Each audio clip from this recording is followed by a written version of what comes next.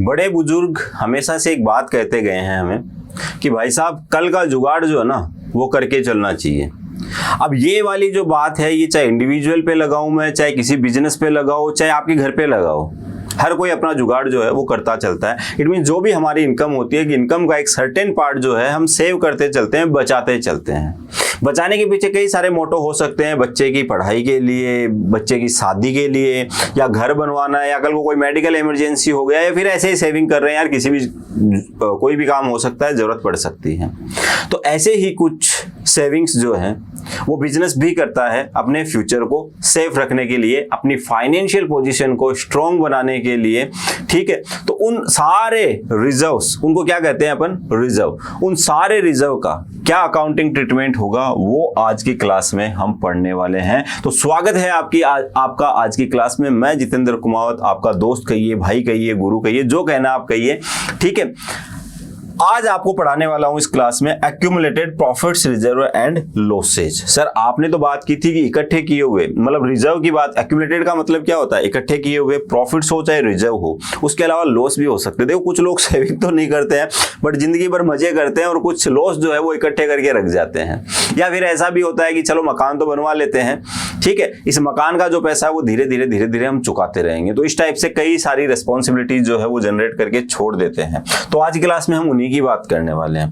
देखिए घर पे जो सेविंग्स होती है ना वो डिफरेंट पर्पज के लिए होती है। अब सेविंग आप कहीं पे भी कर सकते हो, पोस्ट ऑफिस में आरडी करवा दिया आपने, या फिर घर पे गुल्लक बना के रख रखा, उसी में पैसा डालते जा रहे हो। अगर गुल्लक में आप पैसा डालते जा रहे हो तो उसको हम क्या कहते हैं, रिजर्व। यहाँ पे एक इंपॉर्टेंट पार्ट बता रहा हूं आपको, इसको नोट कर लेना। अगर गुल्लक में आप पैसा डालते जा रहे हो तो उसको हम क्या बोलते हैं, रिजर्व। लेकिन आपको लगा कि यार गुल्लक में कौन सा बढ़ रहा है ये, इससे अच्छा तो मैं पोस्ट ऑफिस की आरडी करवा देता हूं, या फिर शेयर मार्केट में लगा देता हूं, लॉन्ग टर्म के लिए कहीं इन्वेस्ट कर देता हूं, किसी भी चीज में आपने इन्वेस्ट करके छोड़ दिया, इट मीन्स वो रिजर्व तो है ही है। वो रिजर्व बन जाता है आपका फंड। क्या बन जाता है, फंड। उसके बाद हम उसको रिजर्व नहीं कहते हैं, उसको क्या कहते हैं, फंड। तो बिजनेस जो है ना वो भी डिफरेंट टाइप के रिजर्व बनाता है। तो बिजनेस में जो रिजर्व आपके बनते हैं, क्लास 11th में लेके जा रहा हूं मैं आपको थोड़ा सा, ठीक है। एक रिजर्व जो आपका होता है वो होता है रेवेन्यू। क्या होता है, रेवेन्यू रिजर्व। एक रिजर्व आपका होता है कैपिटल रिजर्व। ठीक है, दादाजी ने कोई शेयर खरीद रखे थे, कबर्ड खोली, वो शेयर्स मिल गए, अब अचानक से प्रॉफिट हो गया घर पे, तो वो वाला प्रॉफिट कहां पे जाएगा, वो कैपिटल रिजर्व में। नॉर्मल कोर्स जो आपका अर्निंग का है, इट मींस मान लो आप सैलरीड एम्प्लॉय है या आपका कोई बिजनेस है, वहां से आप जो भी कुछ कमा रहे हो उससे अगर आप कुछ रिजर्व बनाते हो तो उसको हम बोलते हैं रेवेन्यू रिजर्व। ऐसे ही बिजनेस के ऑपरेशन से रिलेटेड जो भी आपके प्रॉफिट्स हो रहे हैं, उन प्रॉफिट्स को आपने थोड़ा करके कुछ गुल्लक में डाल दिया, वो सारे गुल्लक कहलाएंगे रेवेन्यू रिजर्व। लेकिन अगर कोई अबनॉर्मल गेन आपको हो गया, कोई फिक्स्ड एसेट्स पड़ी थी, बेच दी, एक्चुअल में उसकी वैल्यू 5000 थी बट 8000 रुपए आपको उसके मार्केट से मिल गए, तो 3000 का यहाँ पे फायदा हो गया। ये फायदा कहाँ पे जाएगा, कैपिटल रिजर्व। तो कैपिटल रिजर्व और रेवेन्यू रिजर्व के बारे में आपको एक हल्का आइडिया होना जरूरी है। उसके बाद हमारा काम कैपिटल रिजर्व की तरफ नहीं होगा, हमारा टारगेट क्या होगा, हमारा टारगेट होगा रेवेन्यू रिजर्व। रेवेन्यू रिजर्व जो है ना वो बेसिकली दो टाइप के होते हैं। एक होते हैं जनरल, ठीक है, एक होते हैं आपके स्पेसिफिक। ठीक है, जनरल रिजर्व जो है वो आपको किस किस नाम से मिलेंगे, वो आपको मिल सकते हैं बेटा जनरल रिजर्व के नाम से, या रिजर्व की जगह आपको मिल सकता है जनरल फंड। ठीक है, तो फंड और रिजर्व में क्या डिफरेंस है वो मैंने आपको बता दिया। अकाउंटिंग के पॉइंट ऑफ व्यू से कुछ खास फर्क नहीं पड़ने वाला है यहाँ पे। इसके अलावा आपको statement of profit and loss, या फिर खाली प्रॉफिट एंड लॉस के नाम से भी ये बैलेंस आपको मिल सकता है। स्टेटमेंट नहीं मिलेगा, स्टेटमेंट बेसिकली हम यूज में लेते हैं कंपनी के केस में, तो प्रॉफिट एंड लॉस के नाम से आपको मिल सकता है। स्पेसिफिक रिजर्व, ये वाले रिजर्व में पैसा ट्रांसफर किया जा रहा है, इसका मतलब सीधा सा है कभी भी किसी भी यूज में हम इस पैसे को ले सकते हैं। लेकिन जो स्पेसिफिक यूज के लिए आपने रिजर्व बनाए हैं वो स्पेसिफिक पर्पज के लिए ही काम मिलेंगे। एक मूवी आई थी मुझसे शादी करोगी, उसमें सलमान खान जो है बेसिकली डिफरेंट गुल्लक बना के रखता है बहन की शादी के लिए, दादी की आंखों के ऑपरेशन के लिए। ठीक है, इट मीन्स जो गुल्लक बना हुआ है बहन की शादी के लिए, तो उसमें जो पैसा है ना उसका मोटो क्या था कि ये बहन की शादी में ही खर्च होगा। ठीक है, अगर शादी में खर्च होने के बाद कुछ बच गया तो वो जनरल रिजर्व का पार्ट होगा, उसको हम किसी भी तरीके से यूज में ले सकते हैं। लेकिन अगर कम पड़ा बहन की शादी के लिए तो और मिलाना पड़ेगा। तो यहाँ पे कुछ स्पेशल रिजर्व होते हैं बिजनेस के पॉइंट ऑफ व्यू से। कुछ स्पेसिफिक रिजर्व जो आपके बनते हैं, उनमें एक बनता है आपका वर्कमैन कंपनसेशन फंड, या फिर आप कह सकते हो रिजर्व। देखिए भाई, मैं फंड यूज में ले रहा हूँ, कई बार रिजर्व काम में ले रहा हूँ, चीज ये कि अकाउंटिंग के पॉइंट ऑफ व्यू से कोई फर्क नहीं पड़ता। ठीक है, कई बार आपको रिजर्व मिलेगा, कई बार आपको फंड मिलेगा। डिफरेंस इतना सा है, रिजर्व का मतलब है वो पैसा आपके पास ही पड़ा है, फंड का मतलब आपने कहीं उसको इन्वेस्ट कर रखा है। वर्कमैन कंपनसेशन फंड क्या होता है? इंडियन गवर्नमेंट कहती है कि आपके यहाँ कोई भी एम्प्लॉय काम करता है तो उसकी सेफ्टी की रिस्पॉन्सिबिलिटी आपकी है। ड्यूरिंग वर्किंग आवर्स, काम करते करते अगर कोई एक्सीडेंट हो जाता है जिससे उसका नुकसान हो जाता है या इंजरी हो जाती है या फिर उसकी डेथ वगैरह कुछ भी हो जाती है, तो उस केस में आपको क्या करना पड़ेगा? कंपनसेशन देना पड़ेगा। ठीक है, क्योंकि वो फ्यूचर में कमाता और उसकी फैमिली जो है वो उसी पे डिपेंडेंट होती, तो अब जिम्मेदारी आपकी है कि वो आपने उसकी सेफ्टी की रिस्पॉन्सिबिलिटी नहीं रखी है। छोटा सा रूल है जो बहुत सारे लोग इसको इजीली ले जाते हैं, आसानी से आपको नहीं लेना है, इस पे थोड़ा सा फोकस करना है। आपके लिए कोई काम कर रहा है, घर पे कोई इलेक्ट्रिशियन आए ना, नंगे पांव आपको लगे कुछ काम कर रहा है, बोलो भाई साहब पहले चप्पल पहनो उसके बाद काम करो तरीके से। ठीक है, आपको कुछ हो गया तो जिम्मेदारी हमारी आ जाएगी। तो बिजनेस क्या करता है ऐसी सिचुएशन के लिए कि खुदा ना खास्ता ऐसा हो, भगवान ना करे हमारे साथ ऐसा कुछ हो कि हमारे किसी वर्कर के इंजरी हो जाए, लेकिन मान लेते हैं एक बार के लिए कल को हो गई और उसको कंपनसेशन देना पड़ा, तो पैसा कहां से आएगा? तो ये क्या करते हैं, रेगुलर जो इनके प्रॉफिट्स होते हैं उन प्रॉफिट्स में से एक गुल्लक बना देते हैं, जिसका नाम क्या रख देते हैं? वर्कमैन कंपनसेशन रिजर्व या फिर वर्कमैन कंपनसेशन फंड। कि इन फ्यूचर अगर कंपनसेशन देना पड़ा तो यहाँ पे इस गुल्लक को फोड़ के हम वो कंपनसेशन दे सकते हैं। एक बनता है आपका कंटिंजेंसी रिजर्व। ये क्या होता है? मेरे वर्कर्स ने केस का फाइल कर रखा है कि बोनस की डिमांड बात की थी, इन्होंने प्रॉमिस किया था लेकिन बोनस दिया नहीं और उन्होंने केस फाइल कर दिया। अब कोर्ट में केस चल रहा है, हो सकता है लेबर कोर्ट मेरे अगेंस्ट फैसला दे और मुझे उनको बोनस देना पड़े। अब मैं कहां से लेके आऊंगा वो पैसा? कोर्ट एक बार कह देता है ना कि भाई साहब ये पेमेंट करना, तो फिर करना पड़ेगा आपको। केस अगर आप हार गए तो उसके बाद अगर नहीं किया तो फिर जेल की हवा। अब जेल में नहीं जाना भाई साहब, तो क्या करते हैं कि रिजर्व बना के रख देते हैं, अगर आई लायबिलिटी तो यहां से गुल्लक फोड़ के दे देंगे, अदरवाइज अपना है ये पैसा। इसके अलावा एक रिजर्व आपके सिलेबस में है इन्वेस्टमेंट फ्लक्चुएशन फंड। ये क्या होता है सर?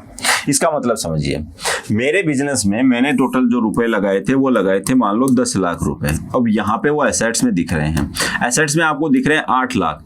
2 लाख रुपए जो है ना वो मेरे पास स्पेयर में पड़े हैं, कैश में पड़े हैं, काम तो आ नहीं रहे, अभी बिजनेस में जरूरत नहीं है कुछ बढ़ाने की, कोई नई एसेट की। तो अब इस 2 लाख रुपए का क्या करूँ यार, कैश में तो कुछ काम दे नहीं रहा है, तो मैंने क्या किया, इसको कहीं इन्वेस्ट कर दिया बिजनेस के फायदे के लिए, या फिर इसको ट्रेड और नॉन ट्रेड इन्वेस्टमेंट आते हैं, यहाँ पे डिटेल में बात करेंगे अपन, आगे इनको देखने को मिलेगा हमें कंपनी के केस में। बट यहाँ पे इतना ही मान लेते हैं 2 लाख रुपए इसने कहीं पे इन्वेस्ट कर दिए। अब 2 लाख इन्वेस्ट कर दिए, जरूरी नहीं है बढ़े ही, ऐसी सिचुएशन भी हो सकती है कि ये 2 लाख के 1.5 लाख रह जाए। फिर क्या करेंगे सर, हमें तो 10 लाख का हिसाब किताब देना पड़ेगा, कल को नुकसान हो गया तो हम क्या करते हैं, इसके अगेंस्ट में हर साल जो प्रॉफिट होता है तो एक गुल्लक में थोड़ा थोड़ा पैसा डालते रहते हैं कि कल को अगर हमारे इन्वेस्टमेंट की वैल्यू कम हो गई, ठीक है, तो उसकी भरपाई के लिए हमारे पास पैसा हो। तो एक रिजर्व बनता है आपका इन्वेस्टमेंट फ्लक्चुएशन फंड। ये तीनों जो है ये स्पेसिफिक रिजर्व है, स्पेसिफिक यूज के लिए बनाए गए हैं, दैट्स वाई इनको क्या कहते हैं अपन, स्पेसिफिक रिजर्व। इनका अकाउंटिंग ट्रीटमेंट भी इनकी तरह ही होता है, लेकिन कुछ केसेस इनके साथ डिफरेंट होते हैं, उसके बारे में अपन बात करेंगे नेक्स्ट लेक्चर में। आज की क्लास में अपन जो सिंपल अकाउंटिंग ट्रीटमेंट होगा कि इनसे रिलेटेड कोई लायबिलिटी नहीं है, ठीक है, क्वेश्चन जो है वो कुछ ही नहीं बोल रहा है, उस सिचुएशन में हमें कैसे डील करना है, क्या कुछ करना है, वो सब बात करेंगे। बट स्टार्ट करने से पहले एक चीज मैं आपको बताना चाहूंगा, अब इसका अकाउंटिंग ट्रीटमेंट जरूरी क्यों है। हम बात कर रहे हैं बेटा रिकॉन्स्टिट्यूशन की, ये आज का दिन है आपका, ठीक है। आज से पहले के जो भी ईयर थे उन सारी ईयर में जो भी कुछ प्रॉफिट थे वो मान लो ए एंड बी के थे, किस रेशियो में, 1:1। अब इन्होंने डिसाइड कर लिया कि फ्यूचर में हमारे बीच में जो रेशियो होगा वो क्या हो जाएगा, 3:2। अब ये हर साल जो भी कुछ प्रॉफिट हो रहे थे उस प्रॉफिट का एक सर्टेन पार्ट कुछ गुल्लक में डालते जा रहे थे। ये गुल्लक इनके तैयार हो गए, पूरा प्रॉफिट जो है वो कहाँ जाना चाहिए था, इनके अंदर जाना चाहिए था 1:1 में, लेकिन इन्होंने बोला यार थोड़ा सा सेफ्टी के पॉइंट ऑफ व्यू से गुल्लक बना लेते हैं, बना के रख लिए इन्होंने, पड़े इनके पास गुल्लक, कोई दिक्कत नहीं है, बट आज के बाद क्या हो जाएगा, पीएसआर चेंज हो जाएगा। ए बोलेगा इन गुल्लक पे मेरे 3 हिस्से तेरे 2 हिस्से, तो बी पहले क्या कर रहा है यहाँ पे, at the time of reconstitution B बोलेगा देख भाई साहब ये अब तक का जो भी कुछ कमाया हुआ है ना ये 1:1 में है, तो ये दोनों क्या करेंगे, क्या करना चाहिए इनके साथ, बैठ के सोचिए वीडियो को पॉज करके 2 मिनट के लिए, क्या होना चाहिए आपके हिसाब से। तो यहाँ पे आपके दिमाग में जो जवाब आएगा, सटीक जवाब, वो ये होगा कि ये गुल्लक जो है ये फोड़ देंगे, ये गुल्लक क्या करेंगे, फोड़ देंगे और इनमें जो भी कुछ पैसा होगा उसको ट्रांसफर कर लेंगे कैपिटल अकाउंट में। फ्यूचर में जरूरत होगी तो नए पीएसआर में बनाएंगे दोबारा से, बट फिलहाल के लिए क्या कर लेंगे, फोड़ लेंगे। तो ऐसा ट्रीटमेंट जरूरी है कि नहीं है? तो चलो अब होगा कैसे, तो सिचुएशन देखते चलते हैं, अपन केस देखते हैं पहले। Case number 1, if the question is silent about the treatment of reserve profits and losses, question ने कुछ भी नहीं कहा है लेकिन बैलेंस शीट में आपको रिजर्व दिख रहे हैं। रिजर्व देखो किस किस नाम से दिखेंगे आपको, profit and loss, general reserve, contingency reserve, workman compensation fund, investment fluctuation fund. और कौन सी साइड दिखेंगे आपको, लायबिलिटी साइड दिखते हैं। कौन सी साइड दिखते हैं, लायबिलिटी साइड। अब आप क्या कर रहे हो, गुल्लक फोड़ रहे हो, इट मींस गुल्लक को क्या कर रहे हो, खत्म कर रहे हो। तो जितने से ये लायबिलिटी साइड में क्रेडिट है उतनी ही अमाउंट से आप इनको क्या कर दीजिए, यहाँ पे डेबिट कर दीजिए। जैसे ही आपने इनको डेबिट किया, डेबिट करते इनका बैलेंस क्या हो जाना है, 0 0 0 0 ZERO, 0 इनका बैलेंस हो जाएगा। ये डेबिट होके इनकी जगह क्रेडिट कौन हो जाएंगे, पार्टनर के कैपिटल अकाउंट या फिर करंट अकाउंट। कैपिटल कब होंगे, जब कैपिटल अकाउंट फ्लक्चुएटिंग हो। फिक्स मेथड से अगर आप प्रिपेयर कर रहे हैं तो करंट अकाउंट आएगा, किनका, पुराने पार्टनर्स का, पुराने पीएसआर में, कि भाई पुराने प्रॉफिट्स हैं, गुल्लक में पड़े हैं, गुल्लक को हमने उल्टा किया, खाली कर दिया और पार्टनर्स नीचे बैठे हैं, हाथ लेके डाल दिया उनके हाथों में। दिक्कत नहीं है, कोई दिक्कत नहीं है। ये तो बात हो गई प्रॉफिट्स की। अगर उनके पास एक्यूमुलेटेड लॉसेज हो, तो इकट्ठे किए हुए लॉस हो, तो भाई अब तक के इकट्ठे किए हुए प्रॉफिट्स आपके, तो एक्यूमुलेटेड लॉस भी आपके। तो अगर कोई गड्ढा खोदा हुआ है तो उस गड्ढे में इनको पैसे डालने पड़ेंगे। तो advertisement, suspense, profit and loss का डेबिट बैलेंस ये कौन सी साइड में दिए हुए होंगे आपको, दोनों एसेट साइड में दिखेंगे। कौन सी साइड में दिखेंगे आपको, एसेट साइड में। तो इनको खत्म करने का तरीका क्या होगा, एसेट साइड में दिए हुए, इट मींस इनका डेबिट बैलेंस है, इनको क्रेडिट कर दिया, खत्म हो गए। यहाँ पे इसको ऐसे भी देख सकते हो आप, जो रिजर्व है वो यहाँ पे आपको गिवन होंगे, कैपिटल अकाउंट यहाँ पे होगा, तो रिजर्व कहाँ चले जाने हैं, कैपिटल अकाउंट में। एक्यूमुलेटेड लॉसेज कहाँ चले जाने हैं, कैपिटल अकाउंट में। बट जाएंगे कैसे, इनका बैलेंस क्रेडिट है, क्रेडिट ये ऑलरेडी है, क्रेडिट से इनको क्या कर देना है हमें, डेबिट। ये डेबिट करके कैपिटल को हमें क्या कर देना है, क्रेडिट। आ गई एंट्री। यहाँ पे इनका ऑलरेडी डेबिट बैलेंस है, बट इनको क्रेडिट करके हम क्या कर देंगे बेटा, खत्म कर देंगे। इनको क्रेडिट करेंगे तो कैपिटल अकाउंट को क्या करना पड़ेगा, डेबिट। ठीक है, तो वहां पे देख लीजिए या फिर यहाँ पे एंट्री आपके सामने है, रट लीजिए। बाकी मैं तो यही कहूँगा, समझने से बेटर कोई सॉल्यूशन नहीं है। वो लाइफ टाइम के लिए कंसेप्ट तैयार हो गया, रट कहाँ तक लोगे, एक लिमिट तक रट सकते हो, उसके बाद रटना जो है वो पॉसिबल नहीं होता है। क्यों हो रहा है, क्या हो रहा है, वो आपकी आंखों के सामने है। तो बिना कुछ कहे जब भी बैलेंस शीट में आपको ये सारी चीजें दिखे, आपको ट्रांसफर कर देना है ओल्ड पार्टनर्स के ओल्ड पीएसआर में। लास्ट जो अपनी क्लास थी, रिवैल्यूएशन की प्रैक्टिस कर रहे थे, बट वहां पे अपन ने बात कर ली थी कुछ रिजर्व एंड प्रॉफिट्स की। क्यों किया था वो, रीजन ये है। वहां कुछ बोला था क्या प्रॉफिट्स और रिजर्व के लिए, नहीं सर कुछ ही नहीं बोला था, बट फिर भी हमने क्या किया था, ओल्ड पार्टनर्स के ओल्ड पीएसआर में ट्रांसफर करके छोड़ दिया था। ठीक है, ओल्ड पार्टनर्स के ओल्ड पीएसआर में ट्रांसफर करके छोड़ दिया था, उसका रीजन ये है। तो सिंपल सा केस है, प्रैक्टिस करके देखें।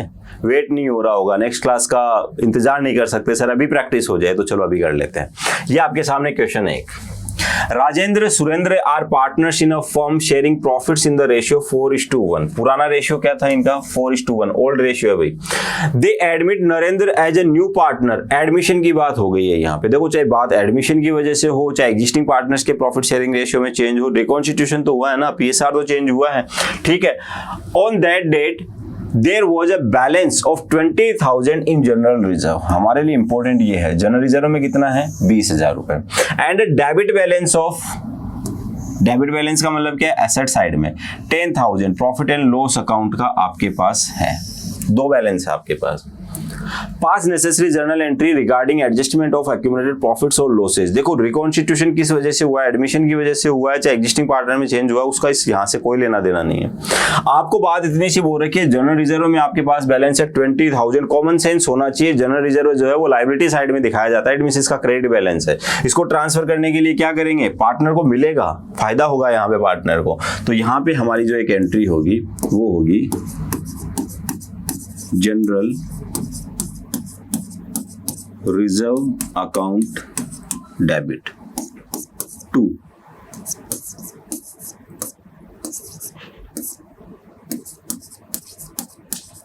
Rajendra capital account 2, Surendra capital account. General reserve में जो अमाउंट था आपके पास वो था 20,000। अभी इनका प्रॉफिट शेयरिंग रेशियो नया क्या होगा क्या नहीं उससे हमें नहीं लेना देना, ये 4:1 में डिस्ट्रीब्यूट होना चाहिए। इट मींस इन महाराज को मिल जाएगा 15,000 और इनको मिल जाएगा 5,000। दे मारा गुल्लक जमीन पे फूट गया। 15,000 इन्होंने उठा लिए, 5,000 इन्होंने उठा लिए, बस ठीक है, बात खत्म हो गई है यहाँ पे। ठीक है, सेकेंड एंट्री की अगर मैं बात करूँ यहाँ पे, debit balance of 10,000 in profit and loss account. Debit balance है, खत्म करने के लिए क्या करना होगा, क्रेडिट। यहाँ पे पार्टनर क्या होंगे, डेबिट। तो यहाँ पे राजेंद्र जी की जेब से पैसा निकल रहा है क्योंकि क्या कैपिटल अकाउंट क्या हो रहा है, डेबिट, कम हो रहा है। सुरेंद्र जी भी डेबिट होंगे। ठीक है, तो सुरेंद्र जी का कैपिटल अकाउंट भी हमने क्या कर दिया, डेबिट कर दिया। और ये पैसा कहाँ जाएगा, प्रॉफिट एंड लॉस अकाउंट। गड्ढे में पैसा डाल दिया आपने, कितना डालना है, 10,000। कितना डालेंगे, 4:1 में डालेंगे तो 7,500 एंड 2,500। ये आपकी एंट्री हो जाएगी। तो सिंपल सा केस है, एक आपके पास एक्यूमुलेटेड लॉस था, एक आपके पास एक्यूमुलेटेड प्रॉफिट था, दोनों ही आपको कहां पे ट्रांसफर कर दिए हैं आपने, ओल्ड पार्टनर्स के कैपिटल अकाउंट में in their old profit sharing ratio. Simple सी बात है, कोई मुश्किल नहीं हुई। ठीक है, आसान है, मजा आया। चलिए तो आगे बढ़ते हैं। ये हो गया केस नंबर 1। डीपीपी जो है रेगुलर आपको मिलती है, कहां पे मिलती है, ऐप पे मिलती है। ऐप के लिए क्या करना है, आपको इजीली टाइप करना है प्ले स्टोर के ऊपर, रजिस्ट्रेशन करना है, अपना मोबाइल नंबर डाल के क्रिएट अकाउंट करेंगे, और एग्जिस्टिंग अकाउंट होल्डर है तो आपको क्या करना होगा, ओटीपी वगैरह डालना होगा, पासवर्ड डालना होगा। यहां से आप रजिस्ट्रेशन करेंगे। रजिस्ट्रेशन करवाते टाइम पे ध्यान रहे लोकेशन ऑन हो आपकी। उसके बाद ओटीपी आएगा, ओटीपी आपको यहाँ पे वेरीफाई करना है। क्लास 11th एंड 12th का कोर्स आपको सेलेक्ट कर लेना है। वहां पे ये जो आपका बैच है, ये अगर आपको क्लासेस चाहिए तो आप शिखर 2.0 में जाएंगे। क्लास के साथ साथ आपको डीपीपी मिलेगी, जैसे मैं आपको प्रैक्टिस करवा रहा हूँ, सिमिलर क्वेश्चन आपको जो है डीपीपी में मिलेंगे। तो क्लास देखने के बाद उन क्वेश्चन की प्रैक्टिस कर लो। जय राम जी की कंसेप्ट जो है एकदम से फिट हो जाना है, मजेदार। इसके अलावा इन डिटेल अगर आप ये सारी चीजें चाहते हैं, और डिटेल में चाहिए हमें, बारीक बारीक चीजें जो हैं वहां तक पहुंचना है, तो सीबीएसई आप क्लिक करेंगे। सीबीएसई में कॉमर्स और साइंस दोनों का कोर्सेज वहां पे अवेलेबल है। वहां पे डिटेल में छोटे छोटे टॉपिक्स में हमने डिवाइड कर रखा है सिलेबस को। वो सिलेबस मिलेगा, साथ में कंटेंट मिलेंगे, एमसीक्यूज मिलेंगे, बहुत कुछ है। ठीक है, तो वो तो आप जाएंगे यहाँ पे तभी आपको पता चलेगा। ठीक है, साइंस वाले अगर बच्चे हैं तो प्रारंभ और टॉपर्स उनके लिए बैच हैं। ठीक है, तो यहाँ से सेलेक्ट करके आप एंजॉय कर सकते हैं। फीस जो है 8,999, 9,000 रुपए पेमेंट करना पड़ेगा, नहीं करना पड़ेगा। आपके लिए यहाँ पे कूपन कोड है फ्री इजीली, ये टाइप कर देना, फ्री इजीली, फ्री हो जाएगा। ठीक है, कुछ ही नहीं देने की जरूरत, सब कुछ फ्री। चलिए अब आगे बढ़ते हैं। आगे हम बात करते हैं नेक्स्ट, केस नंबर 1 हमारा हो गया है। यहां पे बात आती है कि अगर क्वेश्चन बोले if partner do not want to alter their book value, अगर पार्टनर चाहते ही नहीं है बुक वैल्यू में चेंज करना, इट मींस वो कह रहे हैं कि जनरल रिजर्व में जो पैसा पड़ा है ना वो चाहिए हमें फ्यूचर के लिए, लेकिन वो तो पुराने रेशियो में बनाया हुआ है, फ्यूचर में पीएसआर चेंज हो जाएगा, तो आप क्या करें, क्या होना चाहिए आपके हिसाब से? पीएसआर चेंज हो रहा है, चेंज होते टाइम पे पार्टनर डिसाइड कर रहे हैं कि रिजर्व जो है ना ये तो हम कंटिन्यू करेंगे, आज नहीं कल भी चाहिए, कल भी इनकी जरूरत पड़ेगी, तो आप क्या करें? उन गुल्लक की तरफ देख रहे हैं, गुल्लक फोड़ दें, बांट दें, फिर नए गुल्लक रख के क्या करें, न्यू पीएसआर में वापस बना लो। तो फोड़ने की कहाँ जरूरत है, गुल्लक को खाली कर दो, आप खाली कर दो, जिसका जितना जितना है ना बांट दो। अब बोलो देखो गुल्लक में इतना पैसा वापस चाहिए, अब जो नए पीएसआर में आप क्या करो, गुल्लक में पैसा डाल दो। तो यहाँ पे क्या करना है, स्टेप 1 आपके सामने वो की वो है जो पीछे हमने फॉलो की थी, profit and loss, general reserve, contingency reserve, workman compensation reserve, investment fluctuation fund, ये सारे ट्रांसफर हो जाएंगे ओल्ड पार्टनर्स के कैपिटल अकाउंट में in their old profit sharing ratio. और जो आपके advertisement, suspense, profit and loss का डेबिट बैलेंस जो है वो खत्म हो जाएगा ओल्ड पार्टनर्स के ओल्ड पीएसआर में। इट मींस जिसका जिसका पैसा है वो अपना अपना पैसा ले जाएगा, तू तेरा पकड़ मैं मेरा पकड़, हो गया काम। ये हो गई आपकी स्टेप 1। स्टेप 1 जैसे ही आप फॉलो करेंगे, करने के बाद बात आती है आपकी स्टेप 2 की। गुल्लक खाली हो गए, आप गुल्लक क्या करोगे, वापस बनाओगे। वापस किस में बनाओगे, नए पीएसआर में।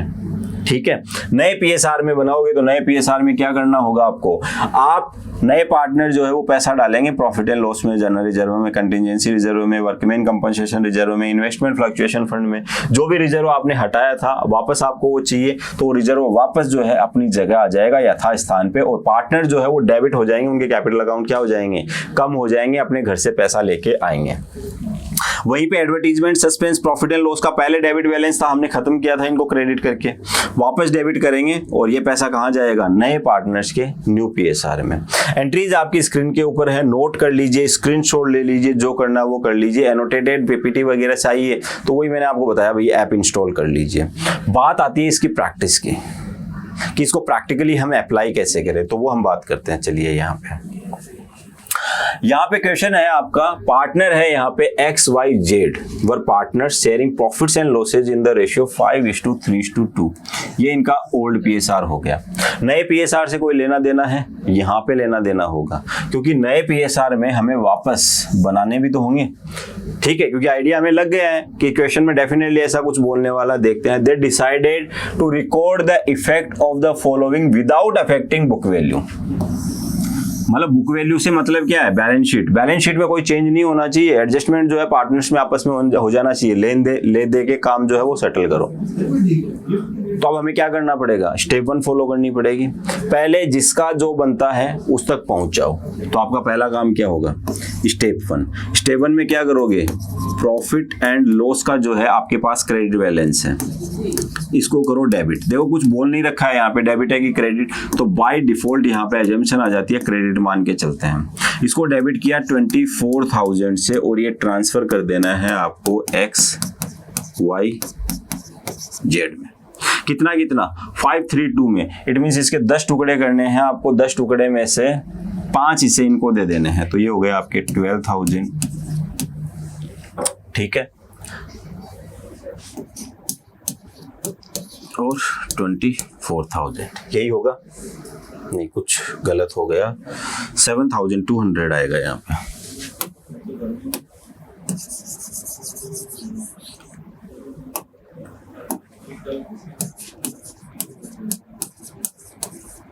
डन, ये काम हो जाएगा।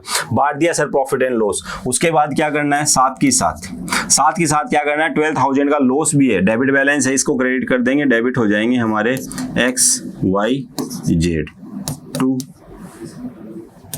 Advertisement suspense. सर शॉर्टकट काम में ले रहे हो, फटाफट लिख रहे हो, इसलिए लिख रहा हूं क्योंकि एक्चुअल में एग्जाम में हम ये मेथड फॉलो नहीं करेंगे, ये तो सिर्फ समझाने के लिए, समझिए इसको एक बार, ठीक है। ये डेबिट हो जाएंगे आपके 532 में 6,000 और ये हो जाएंगे आपके 36,2400। स्टेप 1 हो गई आपकी। उसके बाद आप जाते हैं स्टेप नंबर 2 में कि भाई खाली तो कर दिया हमने, बुक्स ऑफ अकाउंट से हटा दिए, अब इनको वापस अपनी जगह लेके आना है। जो प्रॉफिट एंड लॉस पहले क्रेडिट था वापस उसको प्रॉफिट एंड लॉस को क्या कर दीजिए आप, क्रेडिट कर दीजिए। समझना मेरी बात को, एक्चुअल जो सॉल्यूशन है वो बाद में मैं आपको बताऊंगा, पहले समझिए कि होना क्या चाहिए था। फिर इसका शॉर्टकट दिया जाएगा, वो शॉर्टकट आपको यूज में लेना। अकाउंटेंसी के पेपर में टाइम मैनेजमेंट जो है वो बहुत इंपॉर्टेंट है, बहुत ज्यादा इंपॉर्टेंट है, ठीक है। तो प्रॉफिट एंड लॉस जो है वहां पे XYZ जो है पैसा डालेंगे, ठीक है। किस रेशियो में डालेंगे, नए रेशियो में 2:3:5 में। तो यहाँ पे ये पैसा डालेंगे 4,800, ठीक है। इनको 3 हिस्से डालने हैं 7,200 और ये डालेंगे 12,000, ठीक है। एंड जो एडवर्टीजमेंट सस्पेंस आपका पहले क्या था, डेबिट था, उसको वापस क्या कर दिया जाएगा, डेबिट, और यहाँ पे हो जाएंगे 2X 2Y 2Z। कितना था इसमें, 12,000 था, 2,400 3,600 एंड 6,000। न्यू पीएसआर में है, सेम अमाउंट नहीं है। पहले एक्स डेबिट कितने से हुआ था, 6,000 से, क्रेडिट कितने से हो रहा है, 2,400 से। अब ये एंट्रीज आपको डालनी है। अब आपके दिमाग में एक सवाल आएगा कि सर प्रॉफिट एंड लॉस को पहले ट्रांसफर करेंगे फिर क्या करेंगे, वापस रिक्रिएट करेंगे। तो टेबल बना के भी तो काम कर सकते थे, बिल्कुल कर सकते थे। यहाँ पे एक टेबल बन जाती, यहाँ पे एक टेबल बन जाती, 2 टेबल से काम हो जाता। 2 भी बनाने की कहाँ जरूरत है। या तो आपके पास ऑप्शन है ये 4 एंट्री आप पोस्ट करें आपके सॉल्यूशन में। दूसरा आपके पास जो ऑप्शन बचता है, ठीक है। दूसरा आपके पास ऑप्शन जो बचता है वो बचता है कि इन चारों को क्लब करके एक ही एंट्री से आपका काम हो जाए, ठीक है। तो इतना सब कुछ आपको तामझाम नहीं करना है, एक दो क्वेश्चन आपको ट्राई करने हैं कुछ इस प्रोसीजर से। उसके बाद अभी मैं आपको शॉर्टकट देने जा रहा हूँ। देखो शॉर्टकट जो है ना, उसका मजा तभी है जब लंबा रूट आपने देखा हो, रास्ते में क्या क्या कुछ आ सकता था, क्या क्या आपने स्किप किया है, वो सारी चीजें आपको पता होनी जरूरी है। उसके बाद क्या क्वेश्चन एक लेवल तक घूमे भी ना तो बच्चा जो है आराम से उसका जवाब जो है वो ढूंढ ही लेता है। और जिसने लॉन्ग कट नहीं देखा, डायरेक्ट शॉर्टकट अप्लाई किया, वो कहीं ना कहीं फंस जाता है बेचारा, मुश्किलें आ जाती है तो घबरा जाता है। और जिसने लॉन्ग कट देखा हुआ होता है ना, वो नहीं घबराता। तो चलिए अब हम बात करते हैं शॉर्टकट की कि इसका हमें सॉल्यूशन देना कैसे है। देखिए प्रॉफिट एंड लॉस अकाउंट को डेबिट करोगे क्रेडिट करोगे तो इसके ऊपर तो कोई इंपैक्ट आएगा नहीं। एडवर्टीजमेंट सस्पेंस को भी डेबिट करोगे क्रेडिट करोगे तो ये तो अल्टीमेटली मतलब आप कुछ भी नहीं कर रहे हैं इसके साथ। बात आ रही है पार्टनर्स को डेबिट कर रहे हो, पार्टनर्स को क्रेडिट। तो यहाँ पे पार्टनर्स के सामने हम बात करेंगे कि देखो प्रॉफिट कितना है 24,000, लॉस कितना है 12,000। तो हम ये भी तो कह सकते हैं 12,000 का जो है प्रॉफिट है, ठीक है। इस प्रॉफिट में जो हिस्सेदारी है एक्स की, वाई की और जेड की, वो कितनी कितनी है 5:3:2 में, ठीक है। तो ये 12,000 का जो प्रॉफिट है 6,000 इंजन आपके, ठीक है। और बचे कितने आपके 6,000 बचे, तो ये आपके हो जाते हैं 12,000 है ना टोटल, 3,600, 2,400। क्योंकि प्रॉफिट है तो ये प्रॉफिट इनमें क्या हो गया क्रेडिट। न्यू पीएसआर में क्या करेंगे, वापस पहले हम ट्रांसफर कर दिए, फिर न्यू पीएसआर जो 2:3:5 है उसमें पार्टनर्स को क्या कर देंगे, वापस डेबिट कर देंगे, ठीक है। तो वापस जब डेबिट करेंगे तो ये आ जाएगा 2,400, 3,600 एंड 6,000। तो यहाँ पे अगर हम बात करें वाई की तो वाई कहेगा पहले भी मेरे 10 में से 3 हिस्से से थे, अभी भी कितने हैं 3 हिस्से हैं, तो मेरे तो कोई फर्क पड़ नहीं रहा है इस पीएसआर चेंज होने की वजह से। अल्टीमेटली जो फर्क पड़ रहा है, फर्क यहाँ पे पड़ रहा है एक्स के और जेड के। यहाँ पे एक पार्टनर जो है वो गेन कर रहा है, दूसरा क्या कर रहा है सैक्रिफाइस। देखिए यहाँ पे वो मेथड भी लगा सकते हो आप, कौन सैक्रिफाइस कर रहा है कौन गेन कर रहा है वो निकाल लीजिए। जो पार्टनर गेन कर रहा होगा उसका कैपिटल अकाउंट क्या हो जाएगा डेबिट, और जो सैक्रिफाइस कर रहा होगा उसका कैपिटल अकाउंट क्या हो जाएगा क्रेडिट। सिंपल सा कंसेप्ट है। फिर सर वो आपने बताया क्यों नहीं, उसके पीछे रीजन था। रीजन ये था यहाँ पे प्रॉफिट आया, अगर यहाँ पे लॉस हो जाता ना तो वो रूल आपका उल्टा हो जाता, वो रूल आपका क्या हो जाता रिवर्स हो जाता। लॉस अगर होता तो पहले पार्टनर्स को डेबिट करते फिर उसके बाद क्या करते क्रेडिट। इट मींस जो पार्टनर सैक्रिफाइस कर रहा है उसका कैपिटल अकाउंट डेबिट होता, जो गेन होता उसका कैपिटल अकाउंट क्या करते क्रेडिट करते हैं। तो वहां थोड़ा सा कंफ्यूजन हो जाता, इसलिए मैं बोल रहा हूँ बेस्ट है ये बेस्ट है। ये आप अप्लाई कीजिए, फॉलो कीजिए। यहाँ पे आपको पता चल जाएगा कि 3,600 से इनको क्रेडिट करना है, 3,600 से इनको करना है डेबिट। तो आपकी जो एंट्री है वो निकलेगी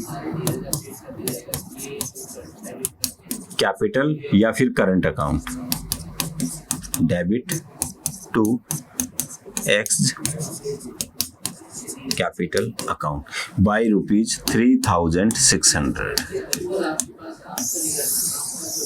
being adjustment for accumulated profits, reserve and losses। ये एक एंट्री जैसे आप बुक्स ऑफ अकाउंट्स में डालते हैं, ठीक है, आपका समाधान हो जाएगा, समस्या दूर हो जाएगी। अब कहाँ पे 4 एंट्री कर रहे थे अपन, कितनी एंट्री कर रहे थे 4 एंट्री। एक प्रॉफिट एंड लॉस का बैलेंस वापस ट्रांसफर करना फिर उसको रिक्रिएट करना, एडवर्टीजमेंट सस्पेंस का बैलेंस ट्रांसफर करना फिर उसको रीजनरेट करना, और कहाँ पे एक एंट्री से काम हो गया। पीछे जो अपन ने 4 एंट्री की थी, आप वापस जाइए, रोकिए स्क्रीन को, रोकने के बाद उस चारों एंट्रियों को मिक्स करके देखिए, आपको पता चलेगा प्रॉफिट एंड लॉस डेबिट भी हुआ है, प्रॉफिट एंड लॉस क्रेडिट भी हुआ है, खत्म। एडवर्टीजमेंट सस्पेंस डेबिट भी हुआ है, क्रेडिट भी हुआ है, खत्म। एक्स की बात करेंगे, एक्स 4 बार आया आपकी बुक्स ऑफ अकाउंट्स में, कभी डेबिट हुआ कभी क्रेडिट हुआ, बैलेंस निकाल लीजिए, आपको पता चलेगा एक्स जो है वो क्रेडिट एक्स्ट्रा हो रहा है 3,600 से, और जेड जो है वो डेबिट हो रहा है 3,600 से। वाई जितने से डेबिट है उतने से ही क्रेडिट मिलेगा आपको। यकीन नहीं आता पीछे जाइए वीडियो में और वहां पे जाके वो चीज देख लीजिए। तो ये था आपका accumulated profits reserve and losses का कंसेप्ट, पूरा नहीं हुआ है, पूरा नहीं हुआ है। इससे रिलेटेड थोड़ी और प्रैक्टिस होगी, जो स्पेसिफिक रिजर्व है उनके केस में क्या क्या मुसीबतें आ सकती है, परेशानी आ सकती है, क्या क्या रुकावटें आ सकती है, उन सब के बारे में भी अपन बात करेंगे।